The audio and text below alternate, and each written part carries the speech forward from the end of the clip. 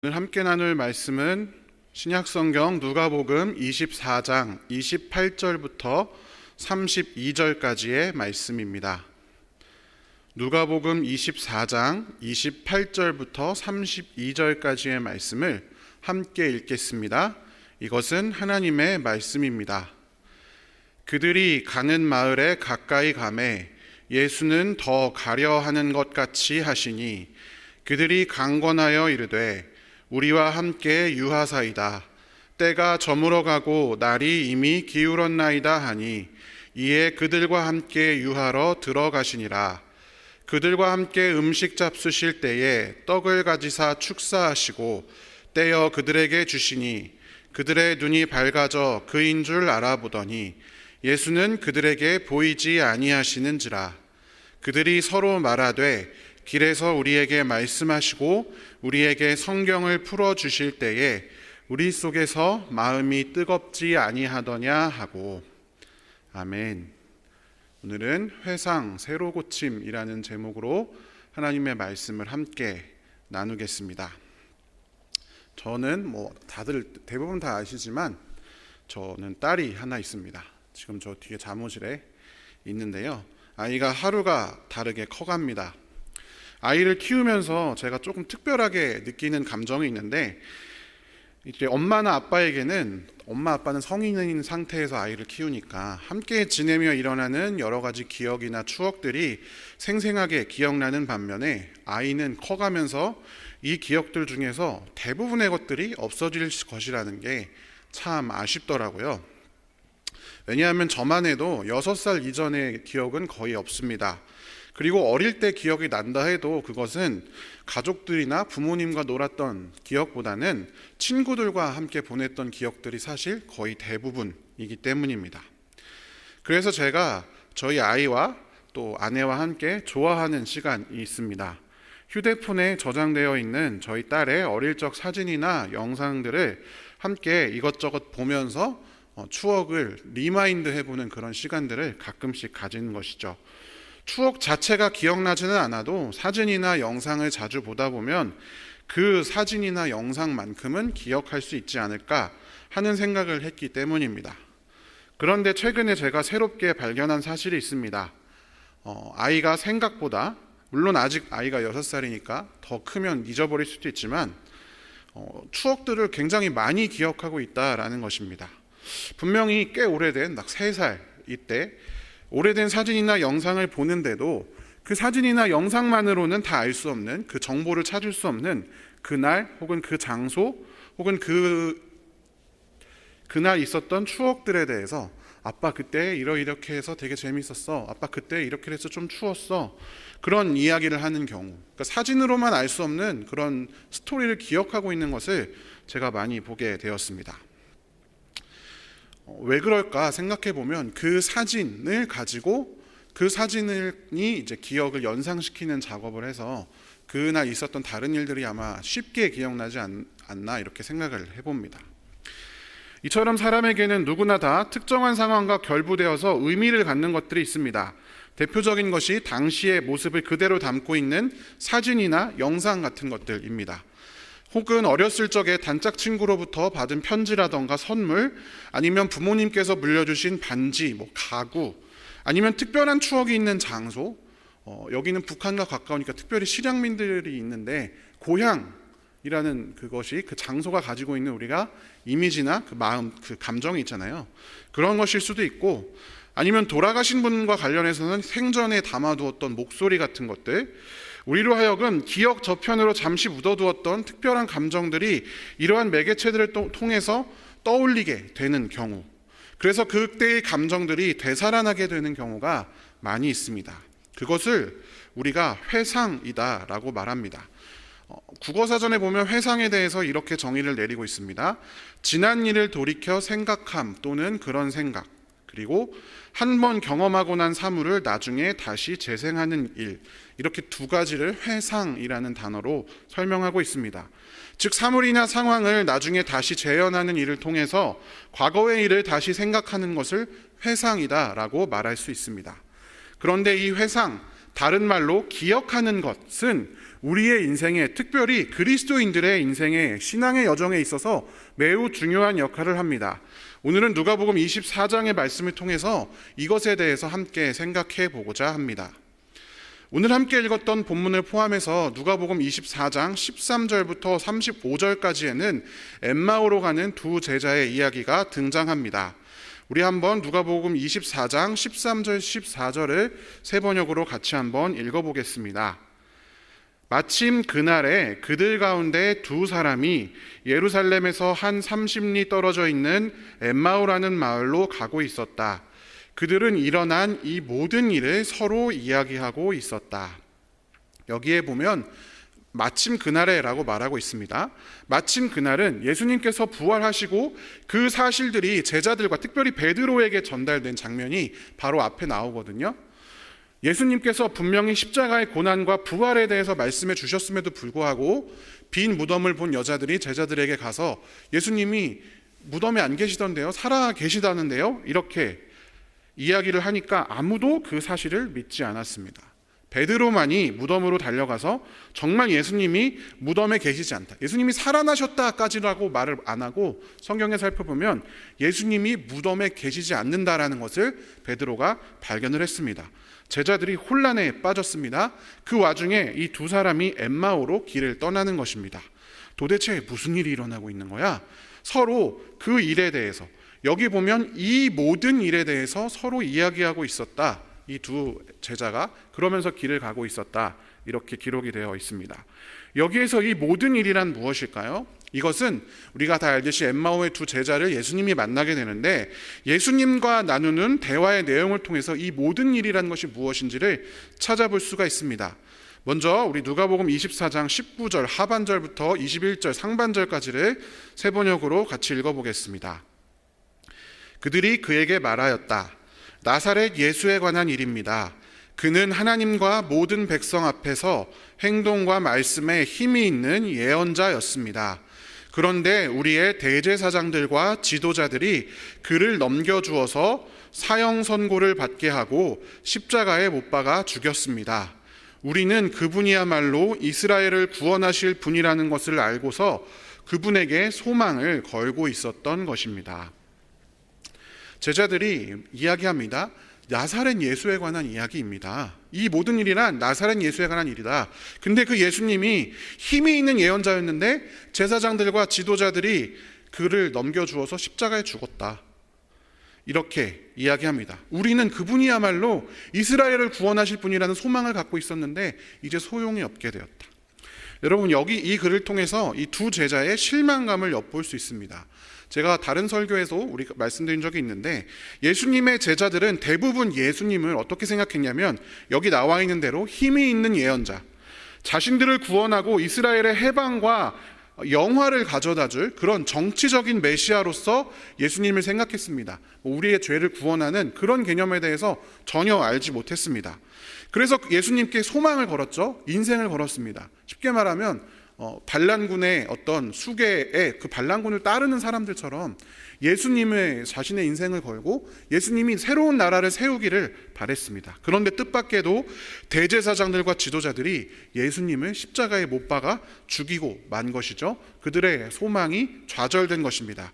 무력하게 죽은 예언자, 실망과 당혹감이 묻어나는 그러한 말입니다. 이어서 이들은 이렇게 이야기합니다. 누가복음 21장 하반절부터 24절까지를 같이 읽어보겠습니다. 그뿐만 아니라 그런 일이 있은 지 벌써 사흘이 되었는데 우리 가운데서 몇몇 여자가 우리를 놀라게 하였습니다. 그들은 새벽에 무덤에 갔다가 그의 시신을 찾지 못하고 돌아와서 하는 말이 천사들의 환상을 보았다는 것입니다. 천사들이 예수가 살아계신다고 말했다는 것입니다.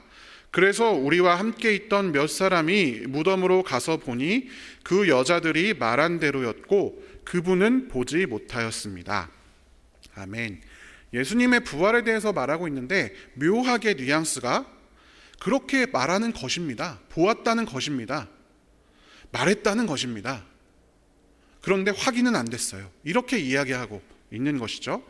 여자들은 예수님께서 살아계신다, 살아나셨다라고 하지 않고 살아계신다라고 주장했지만 글로바와 제자들은 예수님을 보지 못했습니다. 그래서 도대체 이게 무슨 일인지, 예수님의 시신을 누가 가져갔는지 혼돈에 빠져 있는 상황이 바로 이들이 처한 상황이었습니다. 이후에 살펴보면 이 두 제자 중에 한 제자의 이름은 글로바라고 이름이 분명하게 기록이 되어 있습니다. 그리고 이후에 또 살펴보면 엠마오에 이 두 제자가 같은 집에서 살았던 것으로 보입니다.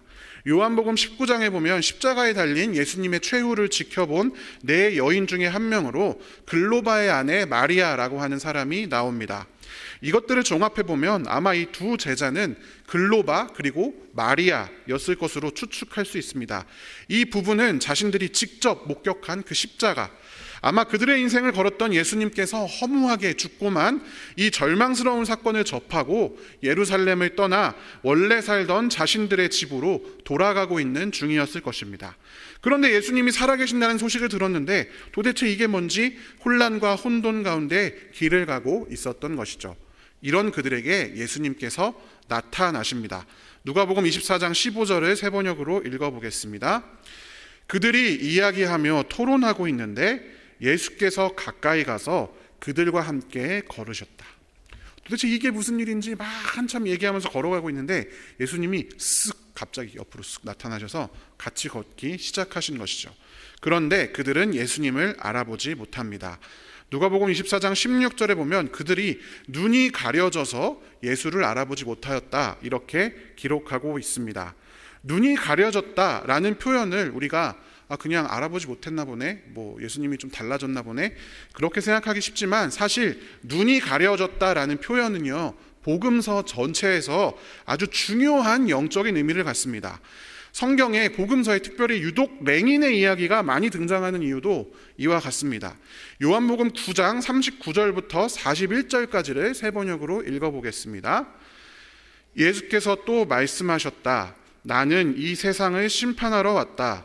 못 보는 사람은 보게 하고 보는 사람은 못 보게 하려는 것이다. 예수와 함께 있던 바리새파 사람들이 이 말씀을 듣고 나서 말하였다. 우리도 눈이 먼 사람이란 말이요? 예수께서 그들에게 말씀하셨다. 너희가 눈이 먼 사람들이라면 도리어 죄가 없을 것이다. 그러나 너희가 지금 본다고 말하니 너희의 죄가 그대로 남아있다. 아멘. 복음서에서 본다, 보지 못한다라는 것은 그냥 실제로 시각이 있다 없다를 이야기하는 것을 더해서 예수님에 대한 예수님의 통치를 바라보느냐 마느냐, 그것을 이야기하고 있습니다. 주님께서는 겸손히 자기가 눈이 가려졌음을 인정하는 사람들에게는 구원을 선언하시지만 자기가 볼 수 있다라고 자신하는 사람들에게는 아무것도 모르는 자들이라며 책망하십니다. 엠마오로 향하는 두 제자들도 아마 이런 상황이었던 것 같습니다. 이 두 사람은 예수님과 관련해서 일어난 일들에 대해서 아주 많이 이야기를 하면서 걷고 있었지만 정작 나타나신 예수님을 알아보지는 못합니다. 게다가 그 중에 하나인 글로바는 예수님에 대해서 이상한 말을 합니다. 누가복음 24장 18절 세 번역으로 같이 읽어보겠습니다.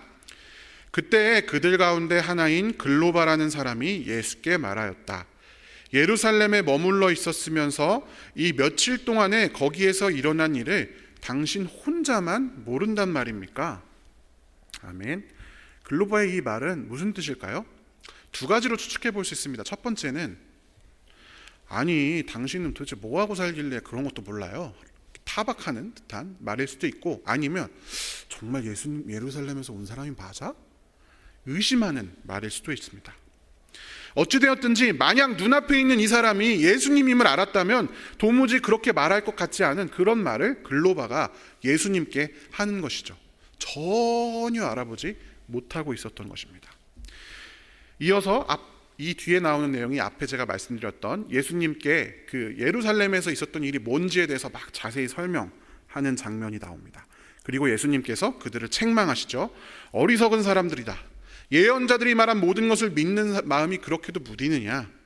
개역개정에 보면 미련하고 선지자들이 말한 모든 것을 마음에 더디 믿는 자들이여, 이렇게 책망하셨다라고 기록이 되어져 있습니다. 그리고 예수님께서는 모세, 그러니까 창세기에서부터 시작해서 성경 전체에서 자기에 관해서 써놓은 말들을 그 사람들에게, 두 제자에게 하나 둘씩 설명하여 주시기 시작합니다. 그들은 그런 예수님의 이야기가 재밌고 흥미롭고 마음이 뜨거워지는 경험을 했지만 여전히 예수님이 어떤 분이신지, 누구인지, 예수님이 그 예수님인지를 알아보질 못했습니다. 그러다가 함께하게 된 저녁 식사 자리에서 사건이 발생을 합니다. 누가복음 24장 30절 31절을 세 번역으로 같이 읽어보겠습니다. 그리고 그들과 함께 음식을 잡수시려고 앉으셨을 때에 예수께서 빵을 들어서 축복하시고 떼어서 그들에게 주셨다. 그제서야 그들의 눈이 열려서 예수를 알아보았다. 그러나 한순간에 예수께서는 그들에게서 사라지셨다. 아멘. 예수님이 직접 잡히시던 그 6월절 밤의 식사 때와 똑같이 다시 한번 빵을 이렇게 쫙 찢으십니다.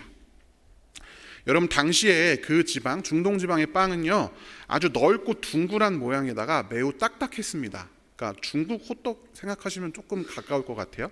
아니면 인도 요리에 나오는 난 있잖아요. 그거랑 비슷합니다. 그래서 빵을 찢을 때 그냥 우리가 무슨 식빵 찢듯이 부드럽게 찢어지는 게 아니라 바사삭 하는 소리가 나게 되어 있습니다. 딱딱한 빵이기 때문에요. 이 빵을 떼는 소리, 그리고 빵을 떼시는 예수님의 행동, 이것과 함께 이들이 갑자기 예수님이 누구인지를 알게 되었습니다. 말씀을 기억하게 되었습니다. 성령님께서 이 말씀을 기억하게 해주신 것이죠. 예수님께서 고난을 받고 반드시 죽을 것이다. 그분이 바로 십자가에 달려 죽고 돌아가시고 부활하신 그분이 바로 지금 눈앞에 있는 예수님이다 라고 성령님이 발견하게 하셨습니다. 그들이 예수님을 알아보자마자 예수님께서는 호련히 사라지셨습니다. 그러나 그 순간은 그들에게는 아주 깊은 경험이었습니다. 그래서 그들은 서로 마주보며 다음과 같이 이야기합니다. 누가복음 24장 32절을 세 번역으로 읽어보겠습니다. 그들은 서로 말하였다. 길에서 그분이 우리에게 말씀하시고 성경을 풀이하여 주실 때에 우리의 마음이 우리 속에서 뜨거워지지 않았습니까? 아멘. 깨달음의 뜨거운 그 설레는 열정을 가지고 이 사람들이 다시 엠마오, 자기 집으로 돌아왔잖아요. 다시 길을 떠납니다.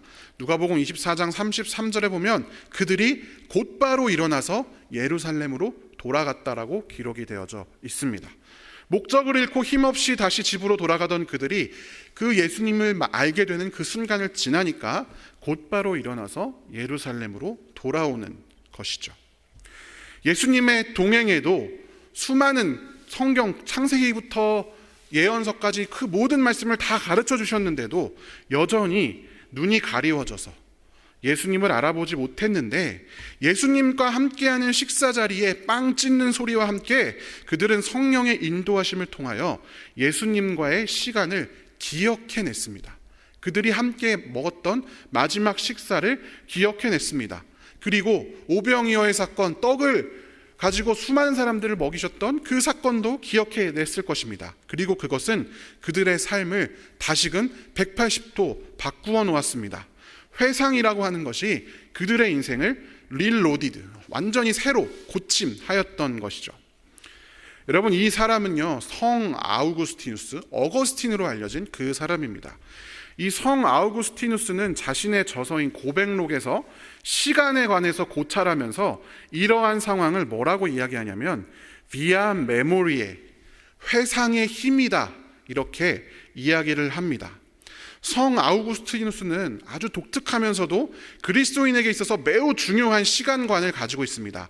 아마도 여러분 설교를 통해서 들어보셨을 두 가지 시간의 종류, 크로노스와 카이로스, 크로노스의 시간과 카이로스의 시간에 대해서 이 아우구스티누스가 이야기를 했습니다. 보통은 우리가 크로노스의 시간을 그냥 일반적인 시간, 카이로스의 시간을 하나님의 때, 이렇게 이해를 합니다. 매우 훌륭한 이해이지만 그렇게 이해해도 큰 문제는 없지만 사실 실제 이 아우구스티누스의 시간론에는 훨씬 더 깊은 의미가 들어 있습니다. 크로노스의 시간, 일반적으로 흘러가는 우리의 시간은요, 과거로부터 현재를 지나서 미래로 흘러가 버리는 것입니다. 덧없이 흘러가는 시간이 바로 크로노스의 시간이라고 생각하시면 됩니다. 여러분, 여기서 한 가지 재미있는 사실이 있습니다. 이 크로노스라고 하는 이름은요, 그리스 신화에 등장하는 시간과 농사의 신의 이름입니다.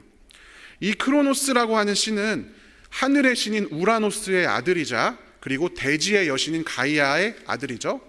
그리고 우리가 아주 잘 알고 있는 제우스 신의 아버지입니다. 그는 아버지 우라노스를 몰아내고 신들의 왕위에 올랐는데, 그 과정이 여러 가지 막 복잡한 과정이 있는데, 어쨌든 그 과정에서 어머니인 이 대지의 여신 가이아로부터 저주를 받습니다. 너도 아버지처럼 네 자식들이 네를 몰아내고 그 왕의 자리를 차지할 거야, 이런 저주를 듣습니다. 그래서 두려워한 이 크로노스는 자기가 자식을 낳는 대로 그대로 계속 잡아먹습니다. 자기 자식을. 그런데 이 막내 아들 제우스가 모종의 방법으로 살아남아서 이제 그 크로노스를 물리치죠. 그리고 신들의 왕위에 오릅니다. 이때부터 이 제우스가 시간을 이겼기 때문에 그리스 신화의 신들이 이때부터 영생을 얻었다, 이렇게 신화에서 이야기를 하고 있습니다.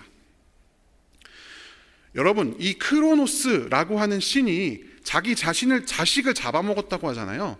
시간이, 여러분, 그런 크로노스의 시간은 그런 속성을 가지고 있습니다. 여러분, 시간이 지나가면 어떻게 됩니까? 모든 것이 그냥 다 뒤로 사라져 버립니다. 자연과학적인 발견에 따르면 지구조차도 50억 년 정도 지난 후에는 끝없는 태양의 팽창 때문에 태양 속으로 들어가서 소멸되어 버린다고 하죠. 무한한 시간이라고 하는 것은 우리의 삶이 갖고 있는 모든 것들, 육체, 정신, 삶의 의미, 가치, 모든 것들이 아무 의미 없는 것처럼 만들어버리는 위력을 가지고 있습니다. 그것을 크로노스로 칭합니다. 그래서 여러분, 서양에서는 파더 타임이라고 해서 이 시간을 낫을 들고 있는 크로노스의 이미지로 상징을 합니다. 그러니까 시간이 지나가면서 이 낫으로 뭐를 베듯이 계속 내 인생에서 뭐가 자꾸만 사라져 가는 것이죠. 남는 것은 하나도 없이. 이것이 여러분 크로노스의 시간입니다. 아우구스티누스는 이러한 크로노스의 시간, 그냥 아무 생각 없이 있으면 그저 사라져 버리기만 하는 그 시간을 살아가는 우리가 그 깊은 허무와 삭제에서 벗어날 수 있는 방법을 바로 이 회상, 비아 메모리에로 정의합니다. 그리고 그 회상을 통해서 어떤 일이 일어나냐면 시간이 병치된다라고 이야기를 합니다. 크로노스의 시간이 시간의 병치라고 하는 방법을 통해서 카이로스의 시간으로 바뀌게 됩니다. 말이 매우 어렵잖아요. 이렇게만 하면 이해를 못합니다. 제가 간단히 설명해 보겠습니다. 시간의 병치, 크로노스의 시간은 그저 과거부터 시작해서 현재를 지나서 미래로 흘러갑니다. 계속 지나가면 지나갈수록 그냥 사라지는 것이죠. 이러한 크로노스의 시간과는 달리 카이로스의 시간은 세 가지의 시제를 가지고 있습니다. 과거의 현재, 현재의 현재, 미래의 현재. 무슨 말인지 모르겠잖아요. 쉽습니다.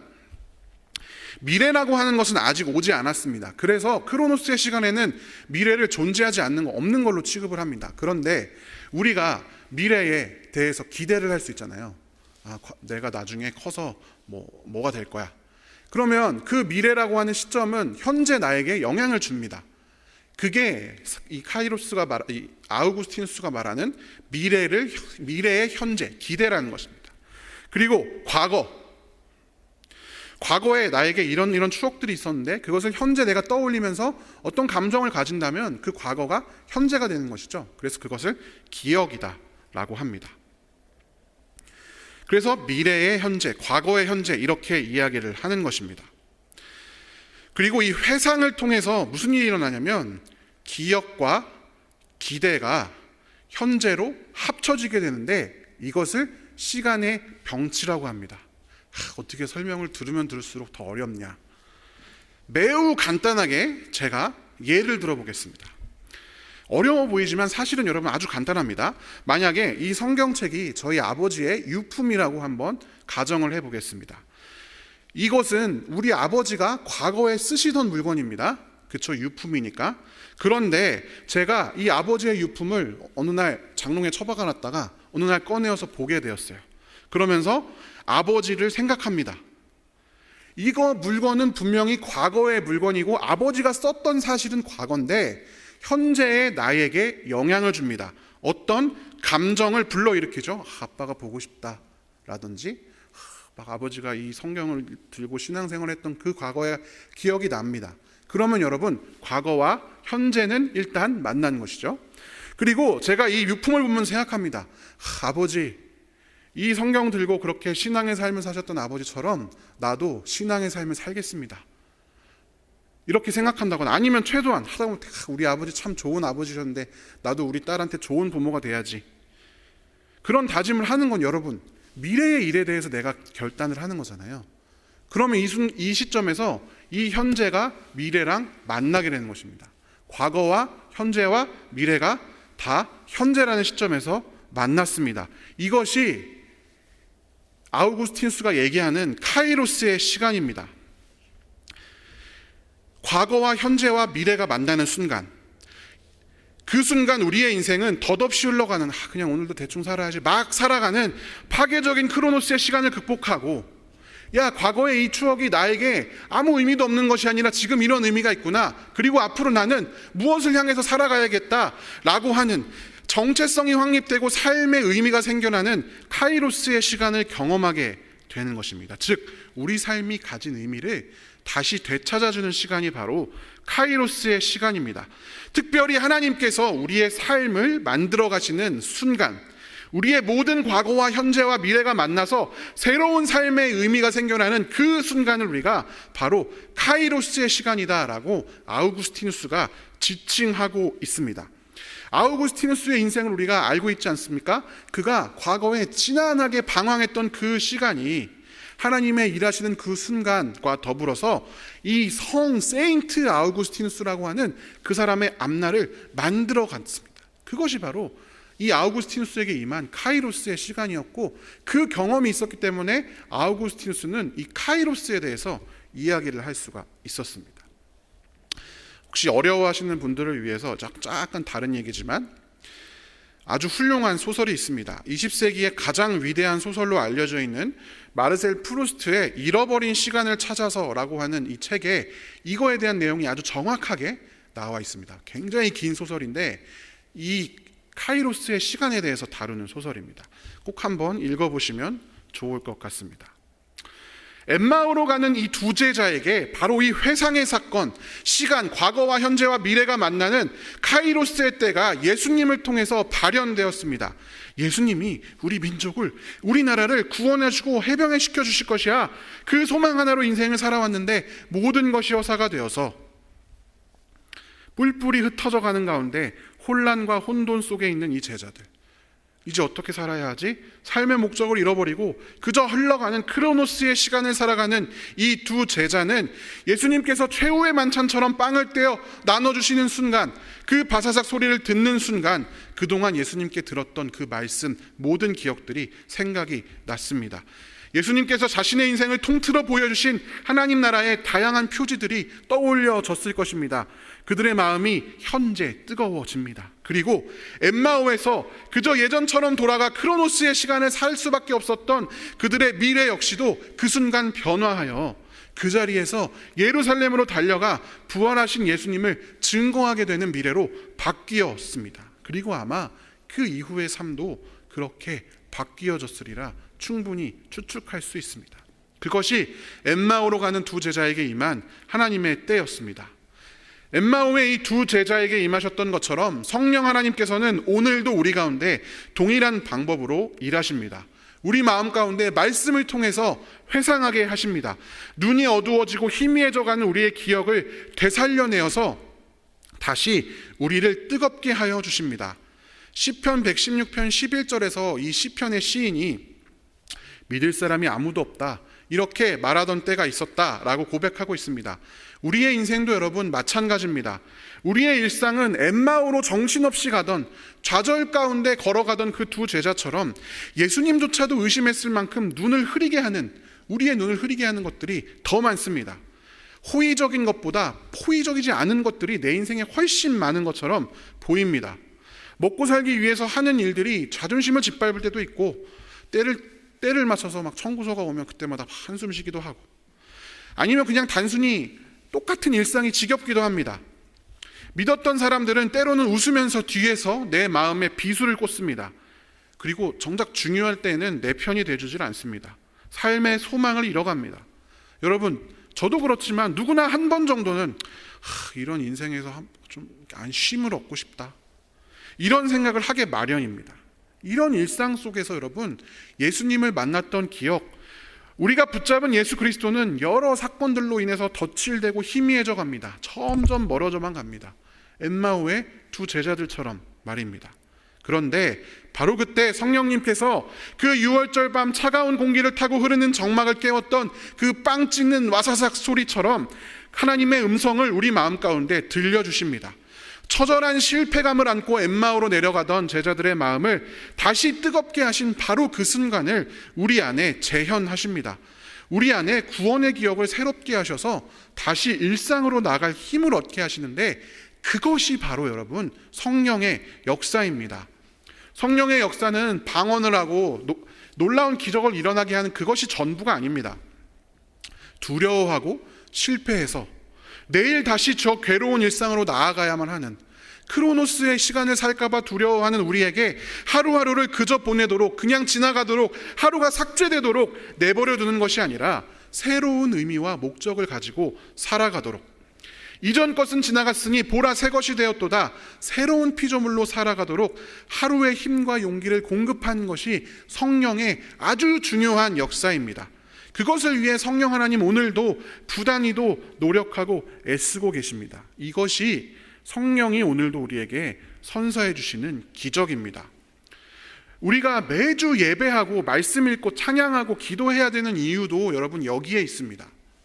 단지 안 하면 하나님께 혼날까봐, 저주받을까봐 예배 드려야 되고 해야 되니까 해야 되는 게 아니라, 이 예배하고 말씀을 듣고 말씀을 읽고 교제하고 찬양하고 기도하고 따뜻한 온기를 느끼는 그 모든 순간들, 모든 행위들을 통해서 우리는 각자가 다 이 과거와 현재와 미래를 합치는 것입니다.